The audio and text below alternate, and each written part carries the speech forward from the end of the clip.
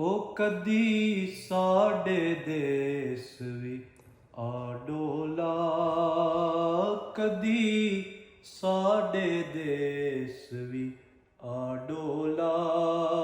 ਸਾਡੀ ਕੁੱਲੀ ਅਰਸ਼ ਬਣਾ ਡੋਲਾ,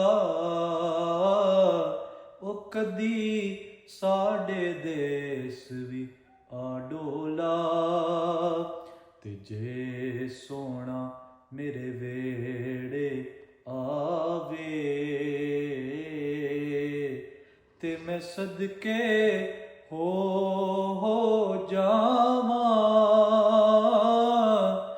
ਪਲਕਾਂ ਨਾਲ ਮੈਂ ਝਾੜੂ ਦੇਵਾਂ,